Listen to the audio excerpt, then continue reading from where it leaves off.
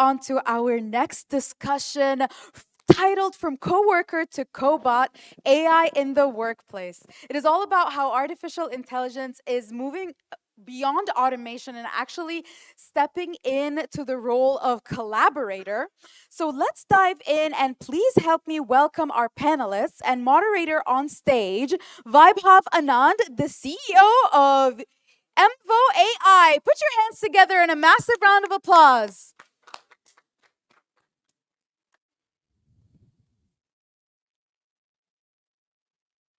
Joining him, we have Mr. Santosh Kumar, the Vice President of Infogain India Private. Along with Mr. Rohim Uddin, the former and global CTO of ItCart Private. And last but certainly not least, Mr. Mayuresh Soni, the co-founder and CEO of BetaCraft. Please put your hands together in a massive round of applause for all of our moderators.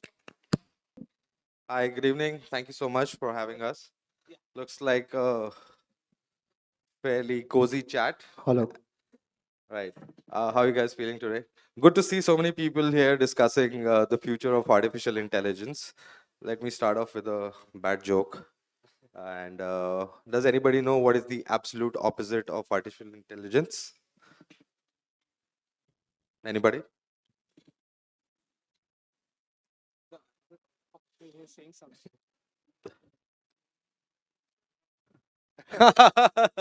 Well, that could be one, but when I say an absolute opposite, it could be real stupidity.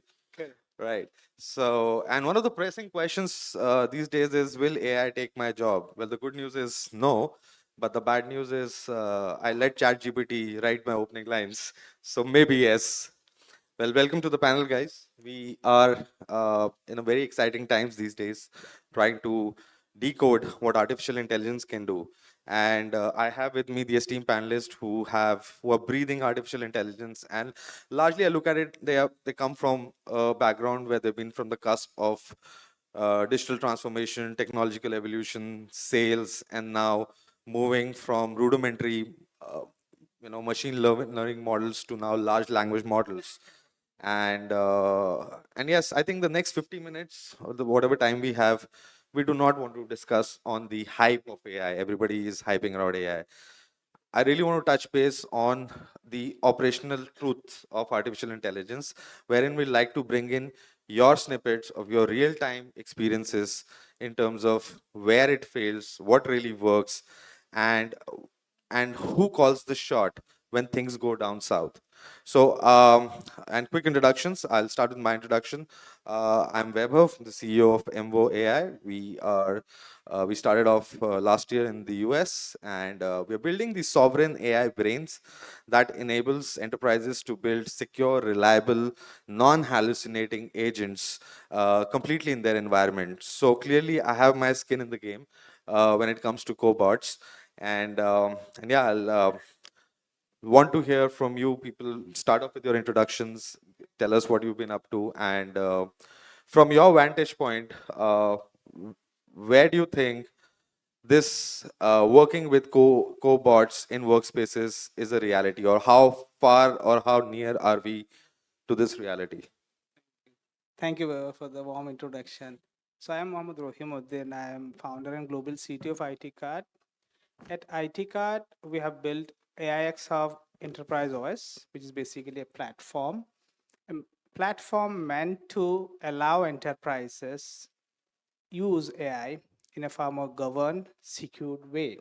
So as Vaibhav was shared, that it's very paramount of importance that we build a governing an AI brain which can actually work with respect to what your organizational needs rather than what public large language models or small models offer. So, but then the brain has to operate, it has to operate in an enterprise ecosystem. So that's something we are developing. And that's why we were meeting yesterday and they said, yeah, one is building the head, another is building the brain, and another partner is building the body. So that's what I feel we are going towards that. And when we talk about cobots, I mean, if you ask anyone in enterprises as of today what cobots look like, I don't think it looks like robots walking into your office and working as your colleagues.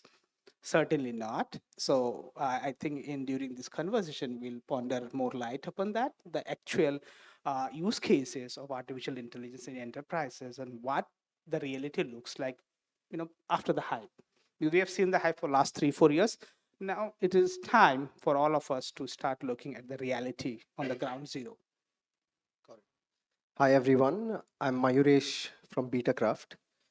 Essentially, Betacraft is an AI consulting agency. As they said, they're building the brains. We're on the application layer, really focused on building agents that plug into workflows. So, workflow understanding is something that we spend a lot of time with our clients. And I myself have been into business and product strategy for the last decade. And yeah, I'm happy to have this conversation. Really talk about the hype, but also talk about the failures that are happening in the AI cobot space that we're observing in enterprise. Awesome.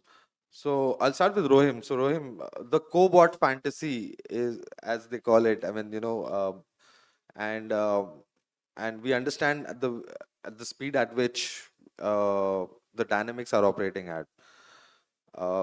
We've learned one thing, and I want to hear it from you because you're building an infrastructure which the enterprises really don't know, that exists until it breaks, right? So we figured out one thing in our journey that agent or agentic AI or cobots, as you call it, is way beyond prompts, right? So there is auditing, guardrails. There are a lot of things that go along with it, and most importantly, when you try to connect it with an enterprise systems, things start to go down south. So I want to understand, with your experience, what disconnect have you seen when you've been trying to integrate or build agents or build these infrastructures for your customers, and what is the illusion that your customers prospects have before buying, and what is the reality check that you eventually end up discovering for them? Thank you, Vaibhav. That's a very interesting question, actually. During the course of last 6 months, what we have experienced with respect to our customers, just this 6 months experience, I'm going to share. So it felt like we have built a cathedral for artificial intelligence without actually focusing on how we are going to pray. So before we learn how to pray, we are actually building the infrastructure. We're focusing more on, GPUs, TPUs, and LLM models. But when you actually take that technology to enterprises, there is a huge disparity between what enterprises actually want, what they have been doing. So when for an AI to be successful in enterprise organization, because we have worked with multiple different industries, for example, in last 6 months, the experience were that if you ask a customer what is the expectation with respect to AI, I mean, they don't know much about it. It's typically on the non-technical side of the house, but then they feel that AI could be their magic wand for to speed up their entire processes, automate, connect with all the systems, and then exploit things. But the reality ground is the LLM models, which typically we go with publicly based LLMs, it hallucinates a lot. There are no guardrails, there are no governance framework, there are no SLAT matrices, there are no risk profiling. So hence the learning and the self-learning of artificial intelligence, what we have been told by the LLM model companies, is not actually there. So it's like you have we build machines to work better than us, and now we are expecting machines to work like us. So that's a huge difference. We expect AI to work on data only, but human beings don't just work on data stored in their brain. We work based on the data and the experiences we gain around. So until and then reality checks happen and you are actually building what, that's why it's so fascinates what by what you're building in a company. It will, this is something which was bound to come, and the time has come for companies like us to focus on like what you are doing, it really makes sense that when companies are just selling the LLM models and they think they have done a great job, but when we take it to enterprises, we understand that we have only focused on the what of AI. We have not focused on the how of the AI. And we as companies are fortunate enough to get that in our lifetime. So if you ask me, I'm very fortunate to see two revolutions in my lifetime. One is the internet revolution while I was a student, and the second is the AI revolution, which we are looking at right now. Makes sense. Absolutely. Following up on what Rohim said, Meuresh, so, applications is what gets your foot in the door. And I'm sure when you're talking to enterprises and your set of customers, specifically from the domain that you come in from, when you spoke about document cognition and document processing, there's a lot of manual intervention, right? And I'm going to touch base this particular topic in one of the other sections is, of course, while you're building applications which eradicates unnecessary manual work, uh, how much of hallucination do you see that can get kind of catered through your normal engineering that you eventually deploy with whatever we have learned so far, and what is the scope of uh, new nuances eventually, I mean, what are the, if I like to put it across, what are the key aspects for you to ensure that you deploy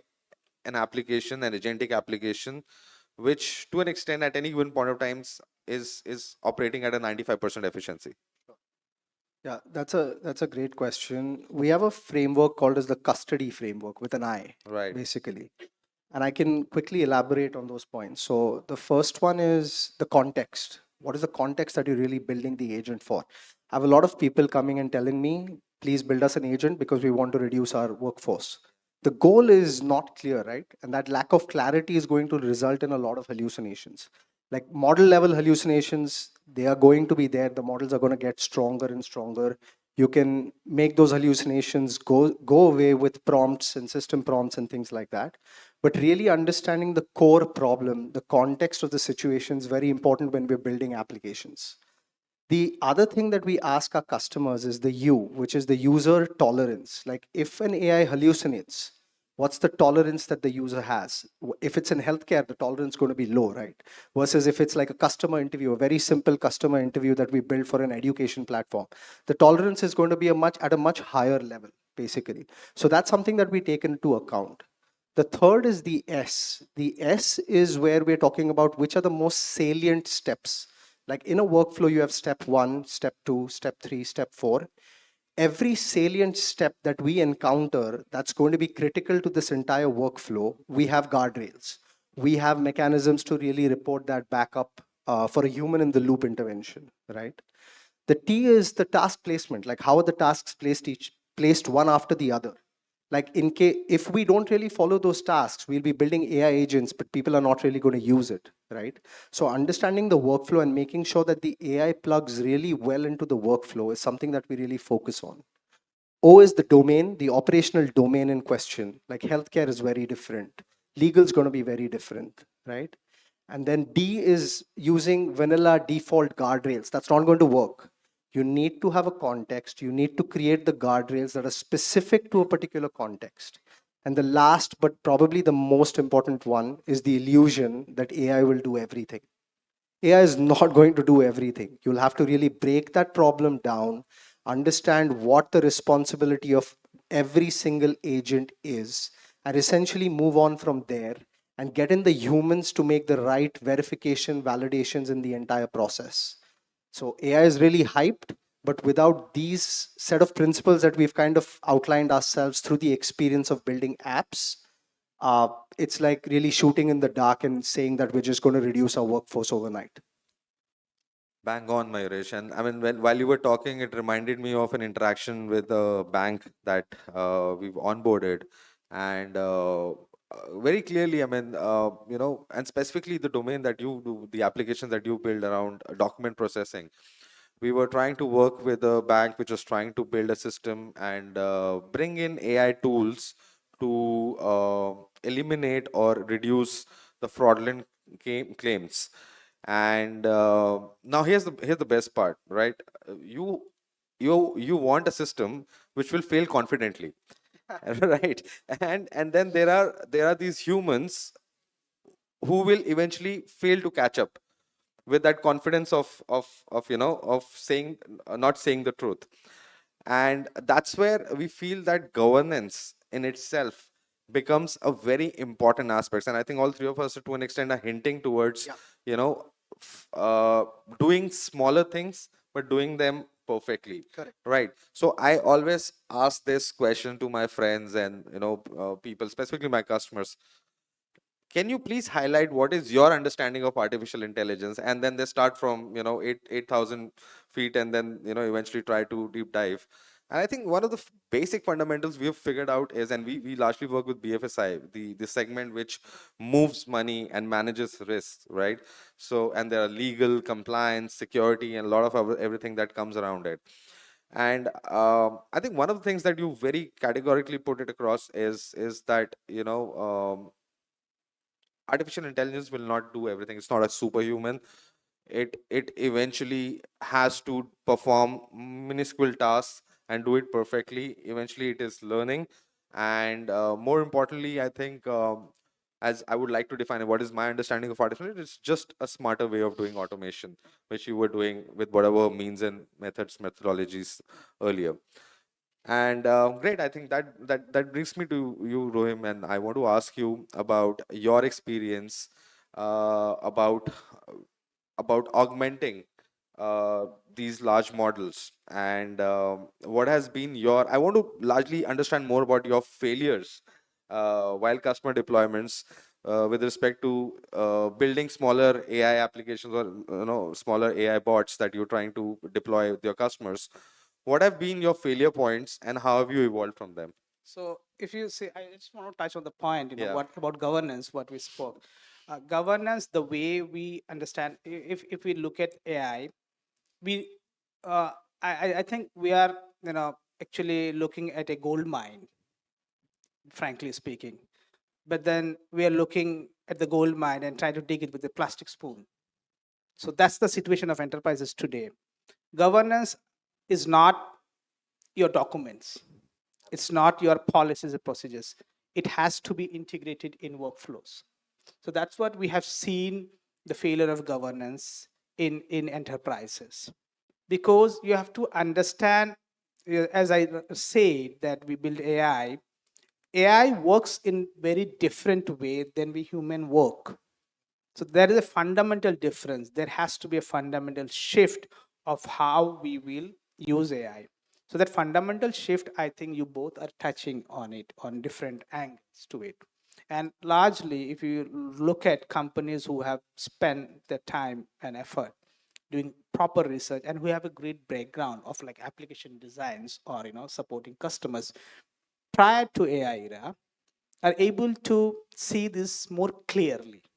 So that's what is kind of a discovery call for us, and that's what was a discovery call for us when we initially started building the product from last 2021. So initially we wanted to go for a SaaS based model, but then we understand one size doesn't fit all. So that is one big thing. Even if you see the AI applications differs a lot between different industries. Even a financial management of a manufacturing company is very different than a healthcare. We work with healthcare, we work with the RCM space and a hospital, development, construction, and as well as that, we have a lot of different partners we partner with.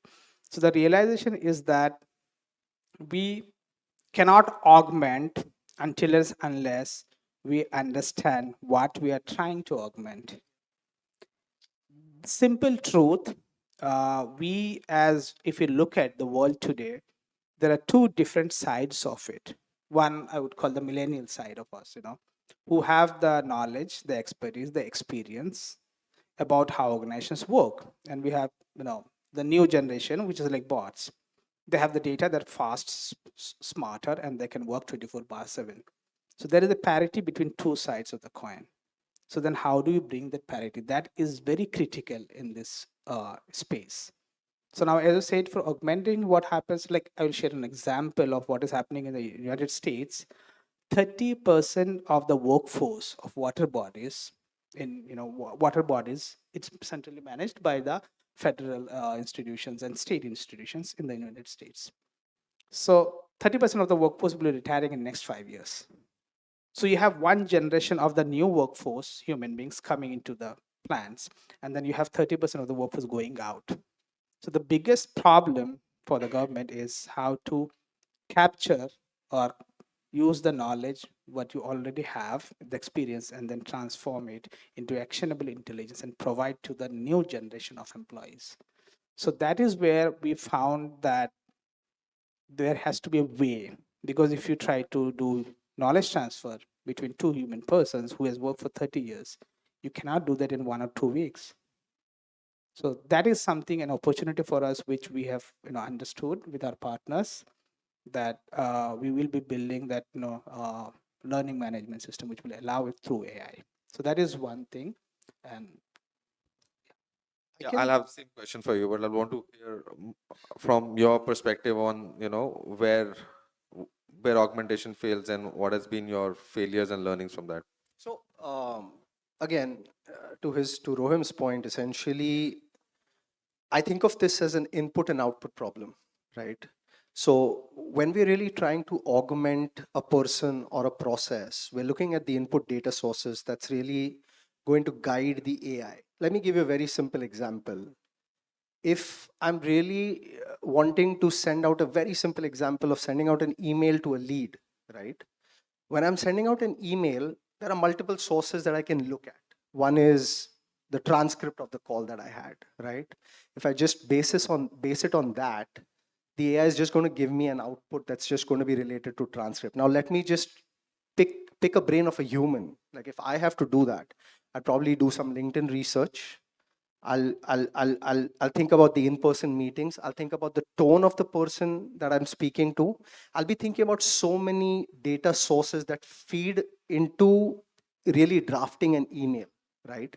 And that's where this vertical integration of AI, as long as you can create vertically integrated AI systems at scale, it's very difficult to augment. If you can really augment tasks that are single data source.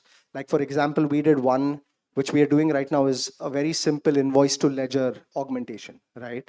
One single data source. I have a chart of accounts and I'm using AI or the LLM to just create a JSON. I don't want to get too technical, but a very structured form of the invoice, which then runs through a chart of accounts and eventually creates a ledger entry. Now, this is a single data source. The AI is not going to hallucinate a lot there, especially with how the models are moving. As soon as I get to different data sources, if I'm not giving the prompt to be very clear of what needs to come as an output, it's going to start hallucinating. And I think that humans that can think in an integrated manner across these different data sources are at this point of time irreplaceable. But people who are just surviving on that single data source, I think they're going to be replaced in the next few years. Oh, very, very, very aptly put across, because what I'm hearing is pretty much consistent, that augmentation will be in control till the time there is a residual human agency, Exactly. right? And the moment the human becomes passive, we give the powers to the AI to override, and that's when things go left, right, and center. And yeah, I think that brings me to the next question. And around, I mean, I just want to hover around this for a minute or two. How do you govern this? Now, what my understanding is that governance, or every company has a AI governance policy which lives in a PDF. It is very beautiful, and it is reviewed once in a year, and it breaks immediately once it gets into the operational reality, right? So, because that's because it's always looked upon as a policy. It's never looked upon as a cultural document, right? While implementing AI, and we've also seen, now you see, I don't want to name some companies as okay, but I can definitely use the category of vibe coding, right? That hey, you can vibe code this in minutes. I don't think those enterprises or those customers are winning who are trying to achieve this faster. The ones, it is again the same, it's taking us back in history, the dot-com bubble. Everything was happening very fast, and then it kind of burst, and then things were rebuilt again, right? So my question to, I mean, both of you, and you can take your turns to answer, right? why are these questions not being asked today, and have you tried to understand? Because as I said, it's a cultural question, and very importantly, who has the authority to decide what gets logged in? And a very critical question, who goes to the jail when AI takes the wrong call? I can quickly take that one. So governance cannot be a generic policy across the organization. Governance is a policy that's process based. Every process needs to have its own governance. And as I said, you need to map those steps out very critically.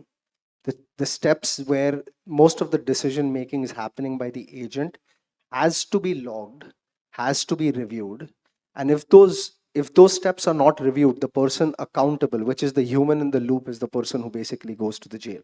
That's how we really look at this entire workflow problem. And the second part of the question that you asked is who takes the decision.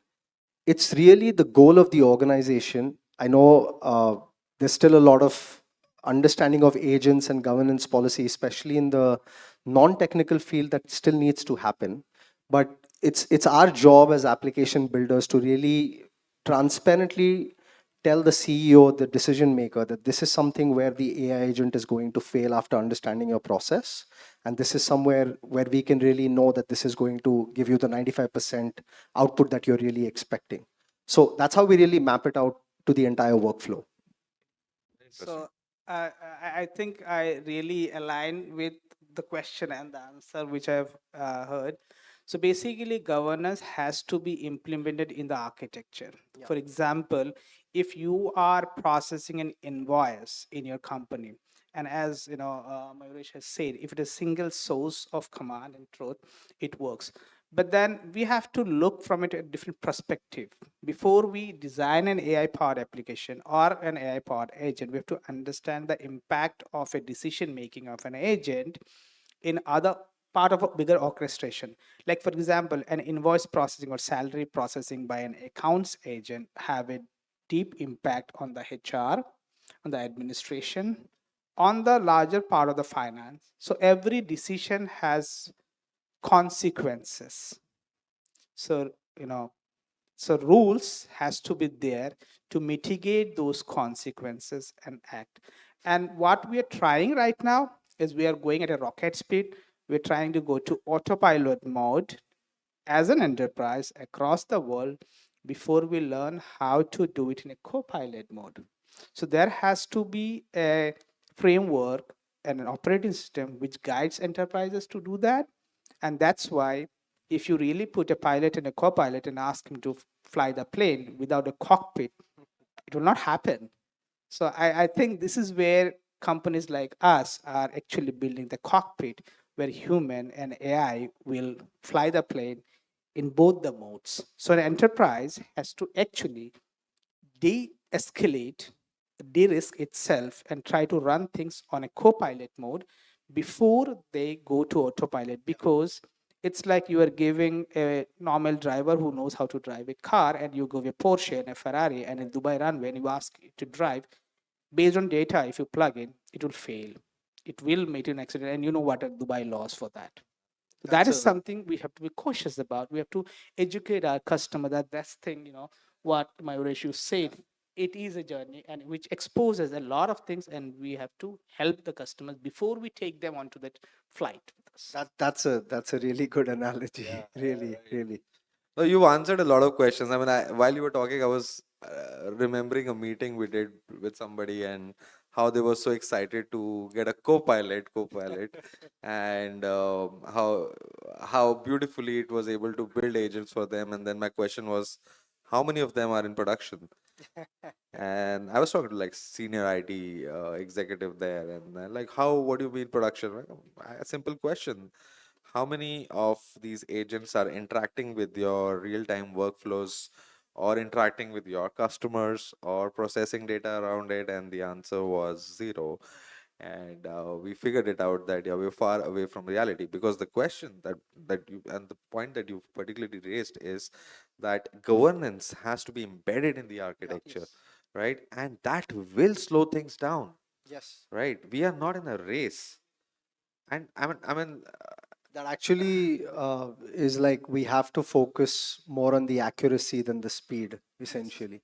Otherwise, if you're just producing agents at like every day and night, it's not really going to get into production. And the accuracy is where I think you're going to maximize your ROI. absolutely. The idea of agentic AI, I mean, and we face it every day, is that you can just give a command and keep your brains in a jar and then, let it do its magic. It's a simple use case, and I always use this analogy. Most of us flew down from India, right? And imagine you're taking a flight and you're saying that, hey, you call up the airline and say, and let's say there is an agent sitting there, the agentic agent, and saying, hey, I am not very happy with your economy class. The seats are crammed and all. Please upgrade me to a business class. Now, if there are no proper guardrails, governance, imagine it actually goes ahead and Does that. and does that, and look at the kind of loss it's Exactly. gonna incur for you. So, but here's the reality that definitely you would need to have it live with you and grow with you in the systems eventually, but you cannot shy away from the whole idea of skipping the governance if it takes 9-10 months for the CISO to give you a clearance. Might as well, it should take that amount of time. And uh, and I always appreciate the fact that your customers equally participate Yeah. in the journey of this failure, right? Having said that, coming back to the topic, and I see that we're left with 9 minutes on that. uh, there will be certain jobs which will get eliminated. For example, when you say a, a telecaller agent who is reading a script, these roles will get redundant. There will be certain areas which will require a fresh approach altogether. I want to understand from the industries that you are looking at, but there will also be certain new aspects. So let's say if there is Bob uh, who does a 9 to 5 to do a particular task, is been given a tool to work on. It doesn't mean that the tool will replace him. There could be aspect that the tool really enhances the way he operates or improves his efficiency. What I want to understand is, in your experience and the kind of industries that you're working with, what kind of scenarios do you see where cobots can actually work hand in glove? Because we look at a future where they have to be working like your team members. So there is a Webhub, there's a Rohim, there's a Mayuresh, and there is an XYZ agent working alongside with us, or probably trying to do. Let's say we look at it as a mini AI employee or a super AI employee. What, from your experiences, and you can take turns Okay. to answer, would be the newer roles that will be created and the roles that will eventually get So redundant? basically, there will be a couple of roles which we feel will not just get redundant, like from a HR operational perspective, where from a training, checking things, SLA bound policies, or even from project management side, where you have project coordinators and managers who actually go and take the utilization report and billability and everything. That can be automated very fast, even today. But then what is happening with, we are actually looking at a future where cobots will become the new nuance, just a co-worker, because companies will run their operations not just with human beings but with machines behind the scenes to speed up things. But then what it is helping actually, the AIX framework, which we have that, our enterprise operating system, and the kind of work we are doing, and what I believe you both the companies are doing, it will help us to define those new nuances and the roles where cobots actually participate in helping our human employee to focus on things which were meant for human beings. Because even though you have productive employees, they tend up, even we ourselves tend to spend time in things which is not billable. So those are the operational tasks and operational use cases which will can be automated using AI, giving me the actually time to actually focus on what I have experience to build better. So that is something will be But helpful. could you give me an example of a specific role where? Project coordinators, Okay. not just technical project managers, by the way. Project coordinators, you have legal reviewers, then you have once the AI is really, really good, you have really trained the models and you have really fine tuned it with respect to your industry, your enterprise use case, that's where it will make an impact. From an HR side point of view, there will be a lot of, for example, conducting interviews, taking care of job, employment, onboarding. There are like 30 plus, steps typically in any company for an onboard and exit formality. So those are the things, few steps will be automated. So where we are actually spending time, which, being an engineer or being an MBA in HR, we are actually doing paperwork. Those were never meant for human beings actually, but we end up doing because we don't have any alternative solutions. So now Absolutely. we have an alternative. So Yeah, I think Mayurish. so.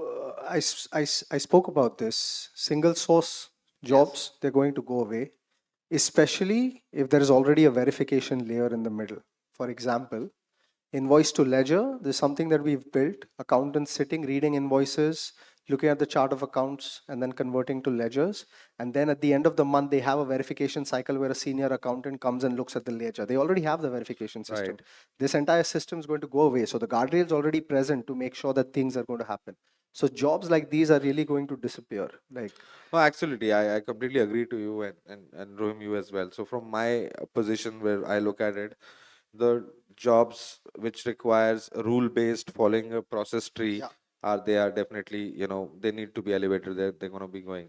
But then they're going to be AI specialists, right? absolutely. So that's where the whole concept of brains comes to life, where we figured out that for any specific industry, a we got to make sure as industry, as the ones who are running, who are part of this industry, that if you are loyal to your customers, you have to ensure that their proprietary data should not move to public LLMs. That's more of a threat to, from a perspective of, a lot of other things coming along with it, right?